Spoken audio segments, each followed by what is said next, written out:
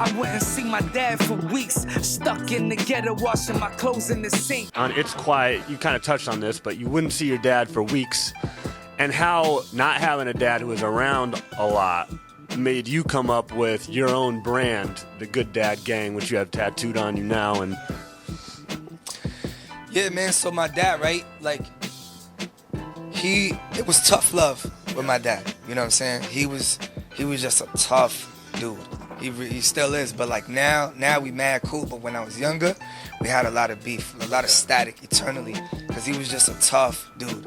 Not the type of dude to be like, show you any type of love or remorse or nothing. He's just a rugged dude. He's just a rough dude. He was a rough dude, especially back then. You know, he hits hard. So there would be times I'll get suspended from school and get my ass kicked, you know what I'm saying? Or I would say something sideways to him and it was like nothing for him to go outside my head. So that was like I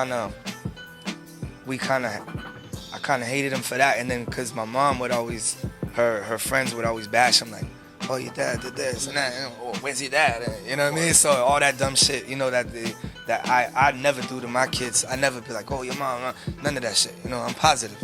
The point is, yo, you don't got something nice to say, don't say it at all, you know? you're growing up hearing all this negative shit about your own father. I'm thinking, yo, you know what? You know, they said you left my mom, and the reason why we're here is poor because of you. And he had his own version of the story, like, well, you know, this is why this happened. But, you know, growing up largely without him and a lot by myself, it definitely influenced part of the Good Dad Gang and just wanted to be a better dad than him. You know, he was the best dad he knew how to be. And, like, now he's, like, Dad of the Year, Good Dad Gang. But when I was younger, it was just, you know, he did it his way, and, you know, it was crazy. So you have two daughters, and he's in your daughter's life now. That's my dog. Like, my dad is my man. But when I was a kid, like, you know, he used to fuck me up, you know, bad. Like, he used to beat me up like a grown-ass man, like, snuff me up, crazy shit, you know what I mean? So I was at a lot of resentment towards him. Now that your relationship is kind of mended, did you ever have a sit-down? Like, is he the type of man that you're able to have a sit-down with and discuss maybe some of the resentment you had built up over all those years? Well, my dad's one of my biggest fans. Okay. So he's heard your songs. So he, you know, I remember one of my mixtapes, he's like, yo, why you always trashing me? Like, you know, he got hurt. He's like, why you always trashing me in your songs?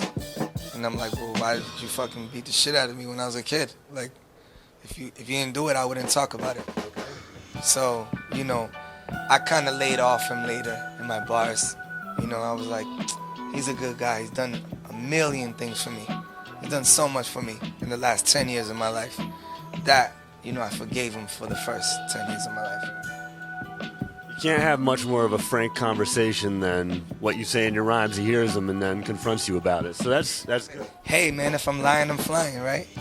If it's a lie, you can debate it. You can't debate the truth. Another part of the reason of the Good Dad Gang was like going to court to see my own kid and dealing with the injustice of a judge telling you when you can see your kid. A judge telling you can see your kid every Wednesday for 2 hours. Yeah. That's not raising a child.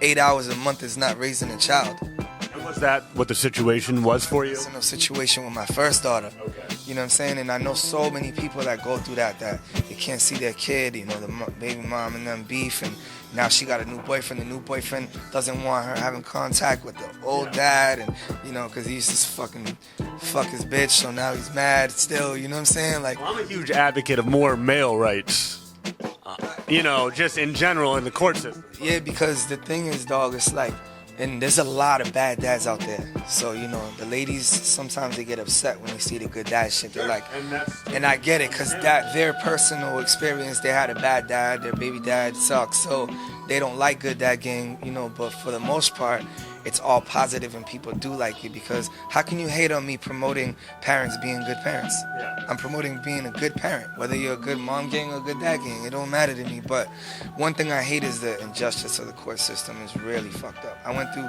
heartbreaks, dog, leaving the courthouse crying, having to do all kinds of, you know, drug tests, P tests, parents in class. I gotta do all that to see my kid that I created, just to see my kid. And only because that you know, I'm not a female. The female is awarded custody off the rip, and then you got to fight for your visitation. Something totally wrong with that in this country, and it needs to be fixed. I hustle hard just to make sure you ain't grow like me. Sick walking through the rain and the snow like me. Proud to know you'll never know poor like me.